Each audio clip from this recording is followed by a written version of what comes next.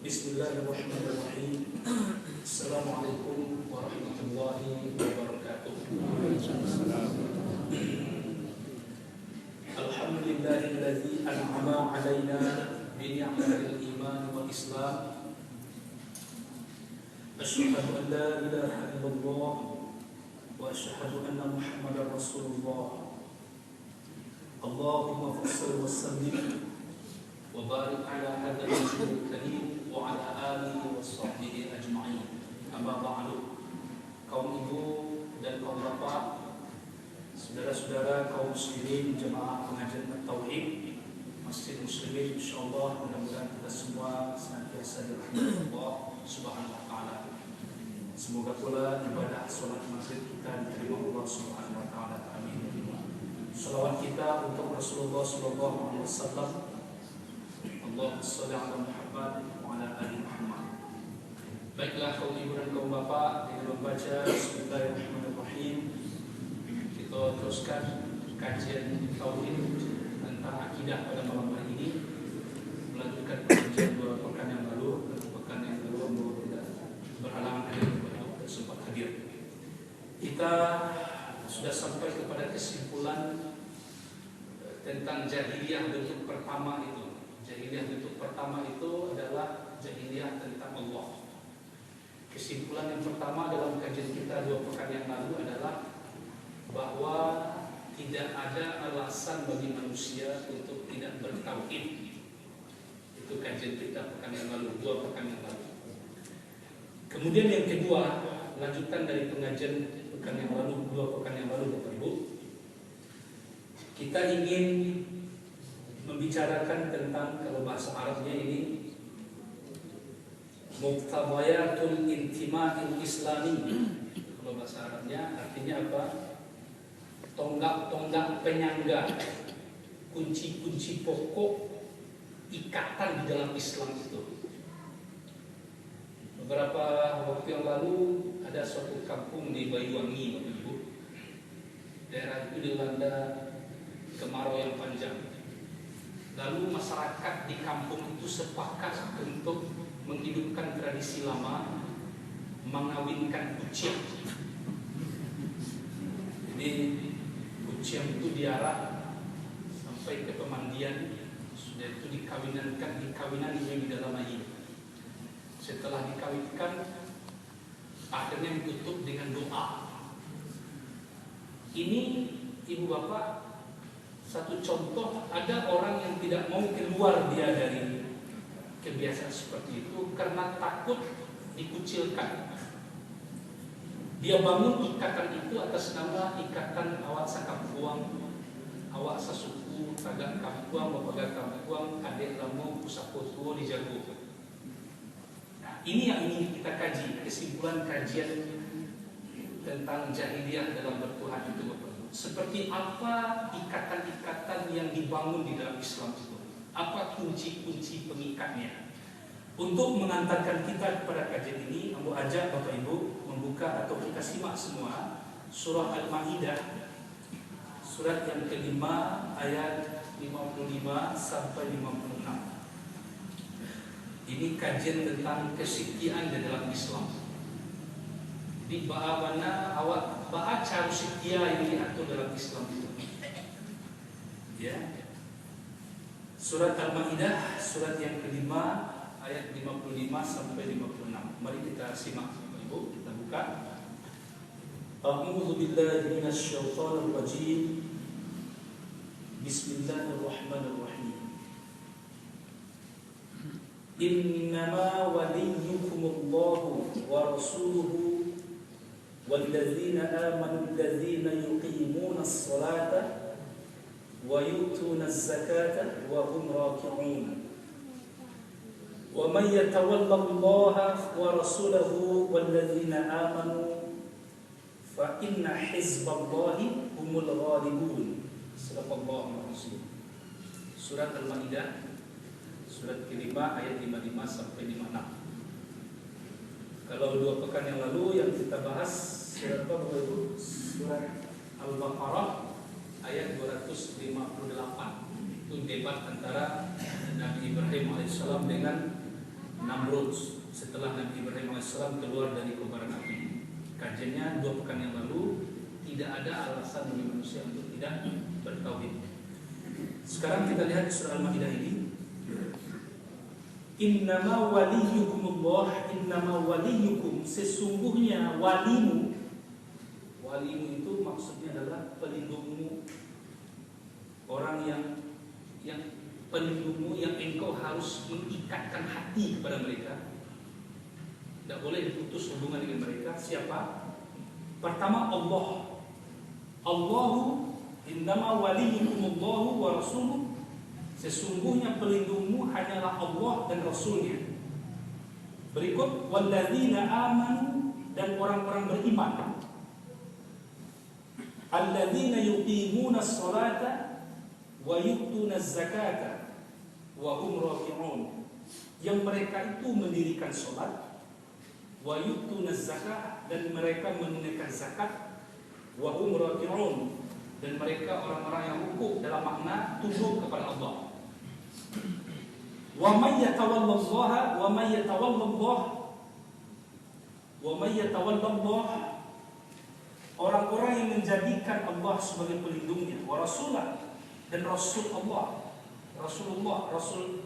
rasulnya sebagai pelindungnya, walladzina amanu, dan orang-orang yang beriman. Maksud pelindung di sini apa Bapak Ibu?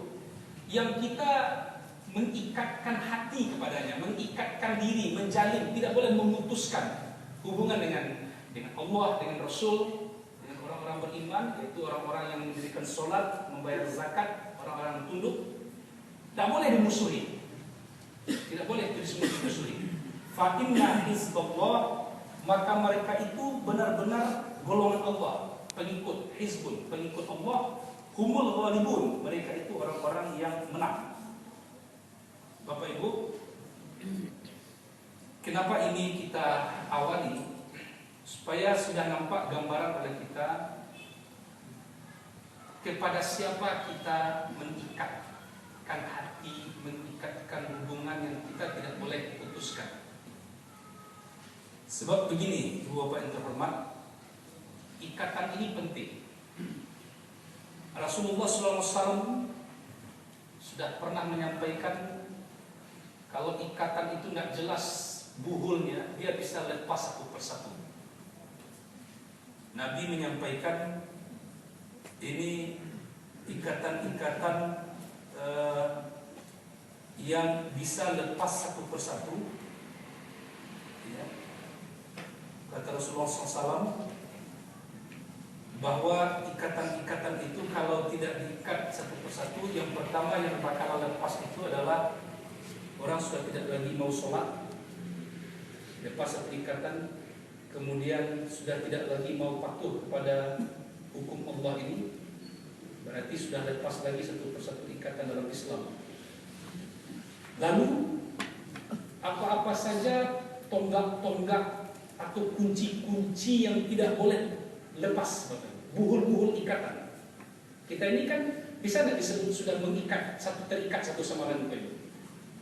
Kalau ada umat Islam memusuhi sesama umat Islam, terikatnya belum tentu terikat satu sama lain. Allah membatasi kesetiaan itu hanya kepada 3 pihak. Ini tolong Bapak Ibu kita perhatikan baik-baik kajian akidah ini. Hanya kepada 3 pihak. Keluar dari 3 pihak ini tidak bisa kita setia. Tidak bisa dijadikan mereka pelindung dari wali. Satu, pihak pertama yang disebut dalam surah Al-Maidah ayat 55 itu Allah sebagai sumber kesetiaan, Allah sumber keselamatan. Tidak bisa kita lepaskan ikatan dengan Allah. Cobalah orang melepaskan ikatan dengan Allah, pasti mereka hancur Bapak. Ketika dia lepaskan ikatannya dengan Allah, pasti dia mengikatkan hati kepada yang lain. Makanya Bapak Ibu, ateis itu tidak ada bahasa Arabnya. Ateis tidak ada bahasa Arabnya. Selama ini kita kenal ateis itu apa artinya Bapak Ibu? Tiada ateis, Tuhan. Bahasa Arabnya tidak ada ateis itu. Lalu dicarikan padanan kata ateis itu mulhidun, mulhid. Asal katanya lahat. Lahat itu artinya lubang. Jadi kalau bilang lubang lahat, itu lubang-lubang sudah bahasanya sudah kelebihan itu. Lahat itu sendiri lubang gitu. Ya, lahat itu artinya apa? Jadi kalau orang masuk lubang, masuk kakinya ke dalam lubang yang membuat dia terjatuh, namanya mulhidun, orang yang masuk ke dalam lubang. Kenapa orang ateis, orang tanpa Tuhan dibilang orang yang masuk lubang, Bapak Ibu? Karena sebenarnya manusia itu tidak ada yang menolak hatinya untuk tidak rindu, tidak mengikatkan diri kepada Allah. Kalau dia putuskan ikatan kepada Allah, pasti dia tengah mengikatkan dirinya kepada yang lain. Bisa kepada uang, bisa kepada hartanya, ya kan? Bisa kepada siapa? Kepada manusia yang lain. Pasti begitu, Bapak Ibu. Komunis itu, PKI itu, Bapak Ibu, yang sekarang sudah mulai kembali mengangkat kepalanya. Dia bukan anti Tuhan, dia punya Tuhan yang lain. Jadi kalau ada orang menyebut anti Tuhan, pasti dia punya Tuhan. Siapa kira-kira bisa jadi Tuhannya? Bisa jadi Tuhannya itu pikiran dia sendiri. Sehingga musuh yang memberontak di Madiun itu kan disebutnya Nabi Musuh. Setelah musuh itu pulang dari Rusia ke Indonesia, dibilang Nabi Musuh sudah datang. Pasti manusia itu mengikatkan kepada yang lain, Bapak Ibu. Ketika dia putuskan ikat dengan Allah, dia akan bertemu dengan Tuhan yang lain. Jadi yang pertama, pihak pertama yang kita tidak bisa putuskan ikatan kita adalah Allah. Kedua, Rasul. Sebab Rasulullah SAW itu contoh yang memberikan tata cara bagaimana menunjukkan kesetiaan kepada Allah. Bisa kita lihat melalui sunnah. Jadi bagaimana cara taat, tiru sunnah Rasulullah SAW. Itu yang kedua, Bapak Ibu. Nabi yang mencontohkan begini cara taat itu. Maka kalau ada orang ingkar sunnah, itu tidak mungkin. Paham ingkar sunnah itu sesat, Bapak Ibu. Kalau dia ingkar sunnah, bagaimana cara dia sholat? Kalau dia ingkar sunnah, bagaimana cara dia haji? Karena perilaku haji itu semuanya adalah perilaku dari Rasulullah SAW. Yang ketiga, kita setia kepada mukmin yang dibatasi dengan 3 syarat. Kalau tidak penuh semua 3 syarat ini, Bapak Ibu, itu tidak bisa setia kepada mereka. 1, Allah memberikan syaratnya. Coba Bapak Ibu lihat kembali ayat 55. Kan ayat ini tidak berhenti sampai walladzina amanu, tidak kan? Kalau soal beriman, Bapak Ibu, siapa orang Islam ini yang bisa dikatakan, yang mau dikatakan tidak beriman? Semua pasti bilang beriman, ya kan? Pasti semua mengatakan beriman, Bapak Ibu. Tapi Allah tahu iman itu butuh bukti. Setidaknya ada 3 bukti penting. 1, alladzina yuqimunas shalah, orang-orang yang mendirikan salat. Kedua, wa yu'tunaz zakat, berzakat, menunaikan zakatnya. Dan yang ketiga, ini dia, wahum raki'un, mereka ruku. Apa maksud ruku di sini, Bapak Ibu? Tadi kan sudah disebut salat. Kenapa disebut lagi ruku? Yang dimaksud ruku di sini tunduk. Kepada siapa tunduk? Pada hukum Allah. Jadi kalau ada 3 ini mukmin, tidak ada yang 3 ini pada dirinya, dia tidak bisa disebut telah memenuhi syarat sebagai mukmin. Nah, jadi yang pertama, Bapak Ibu, kesetiaan itu harus kita berikan secara tepat. Jangan kamu awak orang Minang itu, kalau orang Minang, Bapak Ibu, apakah memang mentang-mentang kita orang Minang lalu menuju hari, 40 hari, menyerpi hari, contohnya menyeribu hari, kalau enggak, orang tua sakampung. Kan banyak seperti itu ya, Bapak Ibu ya. Tidak bisa seperti itu dalam akidah, Bapak Ibu terhormat. Tidak bisa kita setia kepada itu kalau memang bertabrakan dengan ini Allah dan apa yang dicontohkan oleh Rasulullah. Tidak bisa kita seperti itu, Bapak Ibu. Makanya sekarang ini banyak kerusakan tauhid. Yakinlah Bapak Ibu, negeri kita ini tidak beres kalau tauhidnya itu. Negeri bisa beres kalau tauhid orang beres. Rumah tangga kita beres kalau tauhid itu beres. Tapi kalau warga kita ini, masyarakat kita ini tauhidnya tidak beres, tidak beres negeri kita, Bapak Ibu terhormat, tidak beres. Coba kita lihat, atas nama orang satu kampung masih dihidupkan, hujan kemarau, berdoa ya juga, kucing dikelilingi juga. salah secara akidah. Jadi kita manakala ada tindakan, walaupun dia satu suku, sakampung, sakorong, saparit, segala macamnya, kalau memang berselisih apa yang mereka perbuat dengan yang ditentukan Allah lalu dicontohkan Rasulullah, kita tidak bisa terikat, Bapak Ibu. Apalagi kalau dia sudah membatalkan kewajiban sholat. Nah, yang pertama. Ikatan yang lain, Bapak Ibu, coba kita lihat, disebut dengan ar-rawabutul ardiyah, ikatan-ikatan di bumi. Setelah kita lahir ke dunia, lalu terjadi ikatan-ikatan. Betul nggak Bapak Ibu? Menikah, kemudian akhirnya punya anak. Terjadi ikatan dengan anak. Tapi kapan dalam pandangan Allah orang masih terikat dengan anaknya, dan kapan dalam pandangan Allah tidak boleh lagi terikat dengan anak, tidak boleh lagi terikat dengan anak, walaupun secara biologis itu masih anak kita. Mari kita lihat kasus menjadi pelajaran kita, Bapak Ibu. Kisah Nabi Nuh alaihissalam. Nabi Nuh terkenal punya anak yang paling durhaka, Kan'an. Bagaimana Kan'an ini pada akhirnya, Bapak Ibu? Tidak mau didakwah. Sampai ketika Nabi Nuh alaihissalam sudah naik kapal, Kan'an masih juga melawan.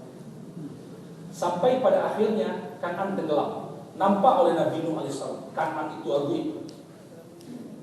Lalu apa permintaan Nabi Nuh alaihissalam? Ini naluri ayah kepada anak. Hamba ajak Bapak Ibu buka surat ke-11. Surat ke-11. Ini suratnya surat Hud. Ayat 45 sampai 46. Ketika Kan'an sudah mulai tenggelam, Nabi Nuh alaihissalam berdoa. Ini dari 46, 45 sampai 46. Coba Bapak Ibu lihat dulu. Surat ke-11 ini surat Hud. Ayat 45. A'udzu billahi minasyaitonir rajim. Bismillahirrahmanirrahim. Wa nada Nuh rabbahu faqala Rabbi inna bani min ahli. Dan Nuh memohon kepada Tuhannya sambil berkata, setelah Kan'an aguib, Bapak Ibu, apa doa Nabi Nuh? Rabbi inna bani min ahli. Ya Tuhanku, sesungguhnya anakku adalah keluargaku. Kata Nabi Nuh. Tapi ada jawaban. Bapak Ibu lihat ayat 46. Ini dijawab oleh Allah Subhanahu wa taala. Qal, Allah menjawab, Allah mewahyukan, ya Nuh, innahu laisa min ahlika. Wahai Nuh, sesungguhnya dia bukan keluargamu, dan anakmu lagi. Innahu amalun ghairu salih, karena amalnya tidak soleh. Apa maksud amalnya tidak soleh? Tidak bertauhid. Jadi kalau sudah murtad, anak kandung Bapak Ibu coret dan anak kita. Ya. Kenapa Allah sampai menyebut innahu laisa min ahlik? Mudah-mudahan tidak ada yang murtad keluarga kita. Jadi yang luar di foto masih memasang nama foto, tidak boleh Bapak Ibu. Apakah ikatan suku Minang ini boleh diikatkan kepada orang di luar Islam? Nah, tidak usah. Maka kalau ada para desa tandingan para tauhid misalnya, ya. Kalau dia bawa gonjong rumah gadang, bagaimana Bapak Ibu? Coba kita jawab, bagaimana? Tidak bisa. Karena Minang itu Islam, Melayu itu Islam.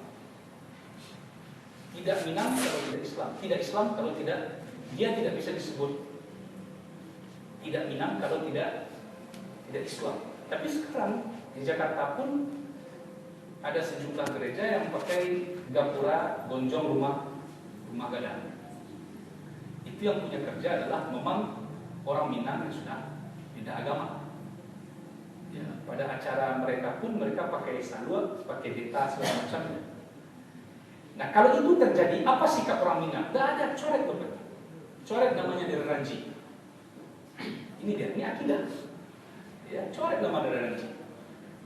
Meskipun memang keturunan kita, tetapi dia keluar dari keturunan kita, kata Allah. Sebab innahu amalun ghairu shalih, amalnya nggak soleh. Akidahnya sudah bertukar. Jadi ini penting akidah. Tidak bisa dipermainkan akidah, diganti, ditukar. Dia bukan anak kita, dia bukan keluarga kita. Coret. Sebab yang membuat dia masih terikat sebagai anak, akadnya akan apa Bapak? Akad akidah. Tadi ikatan bumi itu terjadi, pernikahan itu kan karena ikatan akad akidah. Aku terima, itu bukan? Itu kan ikatan akidah Allah. Lalu ketika ikatan akidah itu dibatalkan, ya batal. Maka kalau ada orang melakukan perbuatan zina lalu lahir anaknya, didahului anak itu hadir daripada akadnya, maka nasabnya itu keturunannya dia tidak bisa kepada bapak, tidak bisa. Dalam Islam tidak bisa. Walaupun secara biologisnya tes DNA-nya adalah bapaknya, ada DNA bapaknya, maka tidak bisa diakui. Ini bahaya zina itu Bapak Ibu. Zina itu tidak bisa. Apalagi kalau dia perempuan misalnya, tidak bisa bapak. Walaupun laki-laki itu yang menikahi si wanita itu, tetapi kehadiran anak ini mendahului akad ikatan akidah itu, maka dia tetap bukan anak si laki-laki tadi. Lalu kemana dihubungkan nasabnya? Karena anak itu tidak berdosa. Dalam akidah, dalam fikih Islam itu dihubungkan kepada ibunya. Nasab tersambung kepada ibunya, tidak bisa bapaknya. Itu waris juga tidak bisa terima dari bapaknya. Lalu ibu-ibu protes, marah saya seorang polisi Ustaz. Ya. Kenapa tidak diikatkan? Karena memang Bapak Ibu dengan nasab ibunya saja itu sekedar karena dari ibu itu biar keluarnya lahirnya disambungkan saja, tapi tidak kepada bapaknya. Kalau dia perempuan menjadi walinya juga tidak bisa ayahnya. Laki-laki itu bukan ayahnya. Meskipun secara biologis itu adalah ayahnya. Ini disebabkan tidak ada ikatan akidah mendahulunya. Ini yang sebenarnya Bapak Ibu kerancuan tauhid. Jadi pendeta yang warni foto yang menjadi otak misionaris kristenisasi Sumatera Barat ini, itu ternyata setelah kita lakukan penyelidikan, keluarganya yang di Sumatera Barat ini tetap menjalin hubungan karena memang dia selalu memberikan bantuan, kirim bantuan pulang terus, ya memberikan bantuan pada ibunya, pada bapaknya, pada kemanakannya, adik kakaknya. Walaupun dia itu sudah jadi pendeta. Ini apa nampak Bapak? Kerusakan tauhid. Itu yang kedua. Yang ketiga, Bapak Ibu, ikatan yang ketiga ini bagian dari ikatan bumi saja. Ikatan dari ikatan bumi. Apa maksudnya ikatan bumi? Ikatan yang terjadi ketika kita sudah hadir di dunia ini. Tadi ikatan anak. Maka kita lanjutkan ikatan anak ini, al-bunuwah namanya, ikatan anak. Dalam Al-Quran ikatan dengan anak ini Bapak Ibu ada dua. Kadang anak menjadi ini qurratu a'yun. Apa itu qurratu a'yun? Senang dipandang mata. Tapi anak juga bisa menjadi aduun. Ini dia. Aduun ini musuh. Ini yang harus kita waspadai Bapak Ibu. Mari kita lihat dulu Ibu Bapak surat ke-25 itu supaya lebih masuk berkesan di hati kita. Bagaimana Allah Subhanahu wa taala membicarakan antara kita dengan anak bisa terikat dalam bentuk anak menjadi qurratu ayun. Bisa juga kadang-kadang ikatan dengan anak itu kacau karena dia menjadi aduun, ya. Tidak sedikit orang tua yang diskusi agama dengan saya, Bapak Ibu, bahwa Ustaz bersobok buat anak awak nyubuang berkonyo. Apalagi kalau istrinya sudah meninggal, anak sudah gadis, ya. Kalau di Minang kan bisa tahan lama, Pak, ya. Yang kita harus balik-balik lagi ke rumah orang tua, kan gitu ya, Pak. Ya, Pak, nak. Ya, anak tinggal di rumah istri sudah meninggal. Ini kasus yang kita diskusikan, Bapak Ibu. Lalu ketemu dengan anak, buang muka anak. Nah, itu ikatan seperti apa, Bapak Ibu? Ya, kalau orang tua nak sadar, nak sabar, Bapak Ibu, yang menyasa dan merenang jalan. Bisa terlahir ucapan-ucapan anak jadi musuh. Dan tidak sedikit juga yang pada akhirnya memang begitu bersyukur kepada Allah SWT. Dapat buah hati yang sedap dipandang mata. Itu tergantung kita, ikatan seperti apa yang harus tercipta antara kita dengan anak dan cucu lain segala macam, Bapak Ibu. Silakan Bapak Ibu buka, kita lihat surat ke-25 itu surat Al-Furqan, ya. Surat Al-Furqan ayat 74 yang pertama. Ini doa yang sebenarnya sudah sering juga kita baca, Bapak Ibu. Dan Allah Subhanahu wa taala mengajarkan doa ini kepada kita. Ini doa isinya, surat Al-Furqan ayat 74 ini isinya doa. Kita simak, Bapak Ibu. A'udzu billahi minasyaitonir rajim. Bismillahirrahmanirrahim. Walladzina yaquluna Rabbana hab lana min azwajina wa dhurriyyatina qurrata a'yun waj'alna lil muttaqina imama. Subhanallah. Sering ya Ibu Bapak baca doa itu? Rabbana hab lana min azwajina wa dhurriyyatina qurrata a'yun waj'alna lil muttaqina imama. Kalau doa Nabi Ibrahim yang terkenal tentang anak soleh ini apa, Ibu? Rabbi habli minas solihin. Aku kaji kok diarahkan bujang-bujang sebentar, Bapak Ibu. Doa Rabbi habli minas solihin itu diucapkan Nabi Ibrahim setelah menikah atau sebelum menikah? Sebelum menikah, Bapak Ibu. Bujang nyolula itu doanya. Kamu akan dicari anak bujang ini. Gitu benar. Bujang Nabi Ibrahim lah itu doanya. Rabbi habli minas. Ya Allah, anugerahkan aku anak soleh. Kalau anak bujang ini, begitu Bapak Ibu. Jadi ini ayat yang sering diuraikan, tapi harus diteliti terus. Kapan Nabi Ibrahim membacanya? Seperti Nabi Ibrahim berdialog dengan Namrud, kan ditanyakan, digali, belum. Jadi ada kronologis, Bapak Ibu, urutan waktu sebelumnya dibakar atau setelah dibakar. Sebelum beliau menikah atau setelah beliau menikah. Sebelum menikah itulah doa beliau. Jadi kalau seorang anak muda visinya jauh ke depan, Bapak Ibu. Rabbi habli minas solihin. Kalau sudah keinginannya Rabbi habli minas solihin, pasti dia mencari istri yang soleh. Sekarang kan terbalik kadang-kadang, Bapak Ibu. Ya. Lagi anak kok mudah-mudahan jadi anak soleh. Syukur jadilah, tidak masalah, Bapak Ibu. Kan tetap doa. Tetapi untuk mendapatkan anak soleh itu kan memang dari jauh-jauh hari. Bagaimana anak tadi akan jadi anak soleh? Tadi azan tidak tadi, Bapak Ibu. Ya. Contoh yang pertama, syukur-syukur. Ini terlepas dari perbedaan hadis, ya, tentang status hadisnya apakah kuat atau lemah. Sebab ada juga ulama menyorot, beberapa setengah ulama, hadis Nabi mengazankan Hasan Husain itu, ya, yang itu tadi, apakah lemah atau tidak. Tapi paling tidak, Bapak Ibu, kita tidak perdebatkan itu. Membisikkan kalimat tauhid itu sangatlah penting. Lalu siapa, ayah seperti apa yang akan mengazankannya? Contoh, Rabbi habli minas solihin diucapkan Nabi Ibrahim AS sebelum menikah. Jadi silakan Bapak Ibu pulang pengajian, oh ibu anak berjamaah belum menikah, asik tolak yuk. Ya, ditambah kelas kita ini. Jangan doa bini soleh saja. Agak jauh visi. 2 kali loncat jauh ke depan.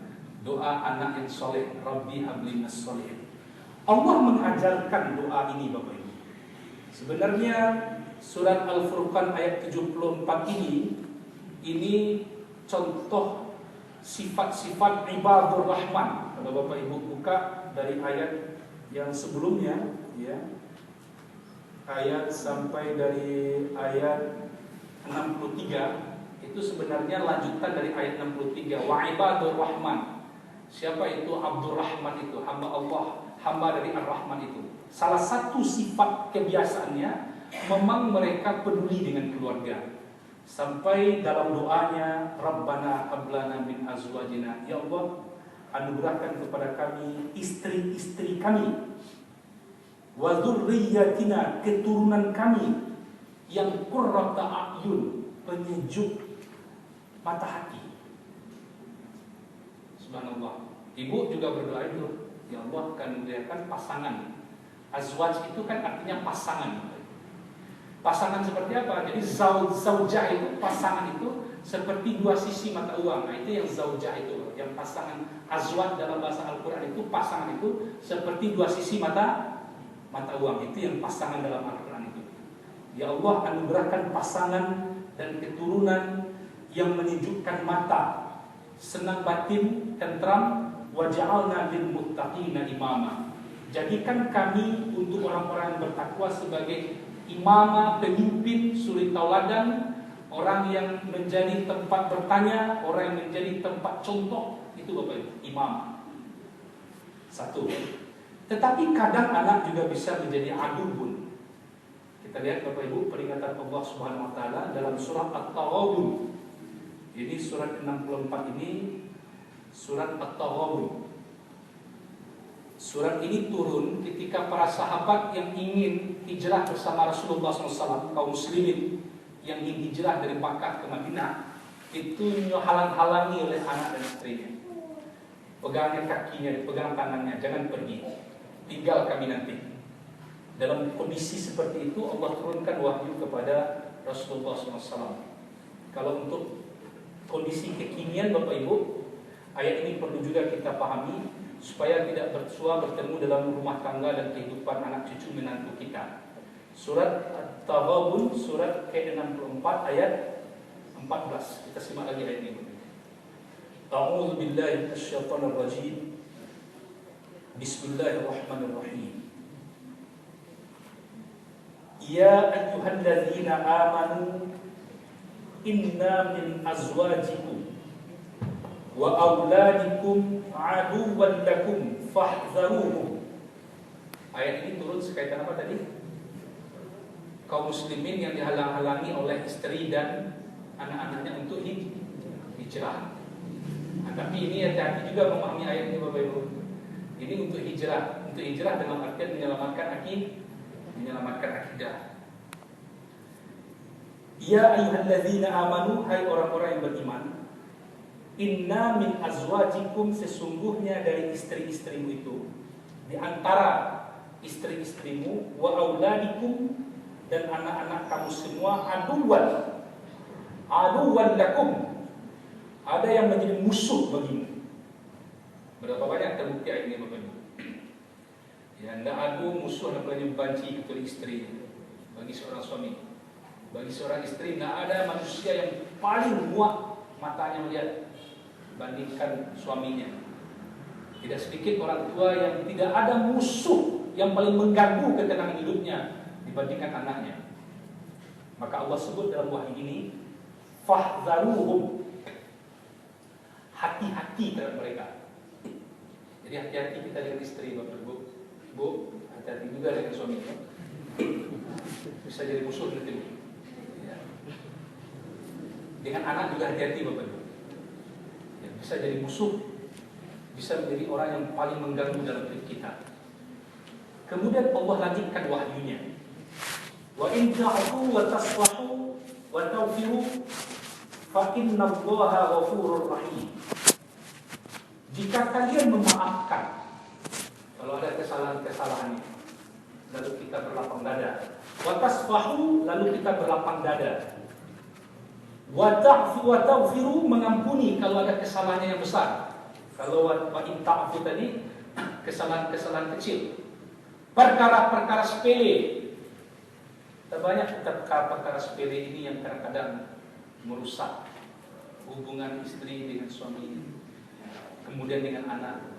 Itu masuk dalam kelompok wa ta'fu wa in ta'fu, jika engkau memaafkan kesalahan-kesalahan perkara-perkara kecil. Wa tasfahu, lalu berlapang dada, tidak lagi diingat-ingat.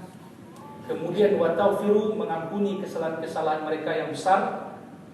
Fa innallaha ghafurur rahim, maka sesungguhnya Allah Maha Pengampun lagi Maha Penyayang. Bapak Ibu, sekali lagi kajian kita ini menjelaskan tentang ikatan dengan anak itu bisa kala ada kalanya diputus oleh Allah Subhanahu wa taala. Ketika dia menjadi adubun, musuh.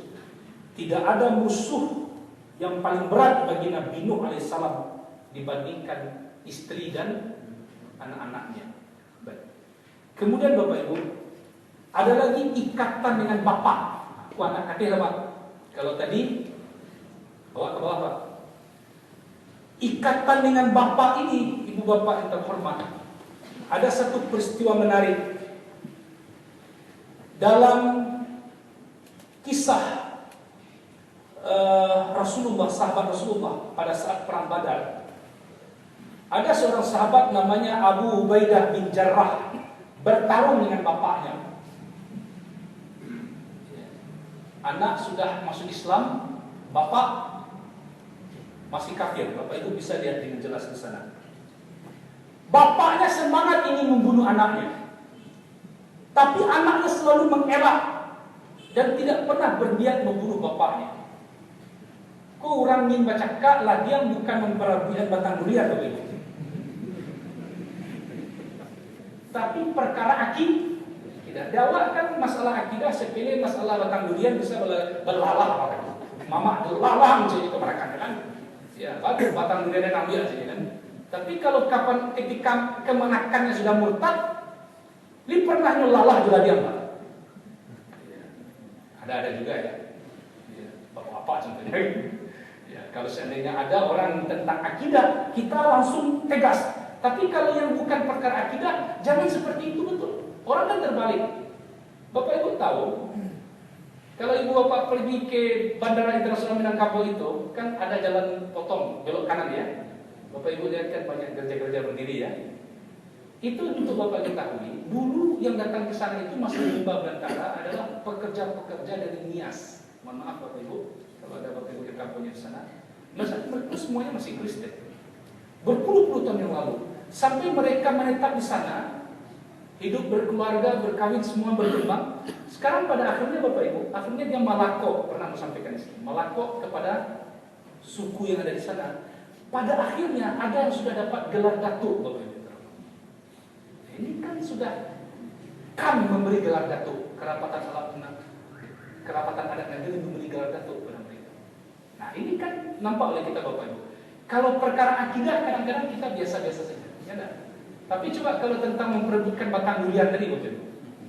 Ini Abu Ubaidah bukan perkara itu, perkara akidah. Situasi semakin gawat dan situasi sangat jelas siapa musuh, siapa yang tidak musuh. Nah, Abu Ubaidah masih ingin lari, bapaknya selalu mengejar karena dia masih cinta kepada bapaknya. Masih ada rasa sayang terhadap musuh Allah, sehingga Abu Ubaidah ditegur oleh Allah Subhanahu wa taala. Ketika Rasulullah hidup, kata sahabat Bapak Ibu, antara langit dan bumi ini terbuka pintu rasanya. Karena begitu langsung komunikasi dari Allah Subhanahu wa taala. Teguran itu mari Bapak Ibu buka surat ke-58 ayat 22. Surat berapa Bapak Ibu? Surat ke-58 ayat 22, bagi terakhir pada malam ini Bapak Ibu.